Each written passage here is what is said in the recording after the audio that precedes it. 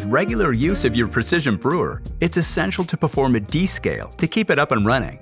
We recommend descaling your machine often, but when your LCD shows descale flashing, a descale cycle is needed. The process will take around 30 minutes to complete. Let's do it together now. Empty the water tank and remove the water filter. Dissolve 1 packet of the descaler with 1 liter of warm water and pour the solution into the water tank. Then place the basket and carafe into place under the drip stop outlet. Make sure the carafe is empty and the lid is securely locked. Press the select button for 3 seconds to start the descale cycle.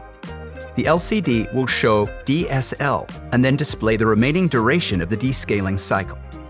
You should know that once the descaling process is begun, you cannot stop it mid-cycle.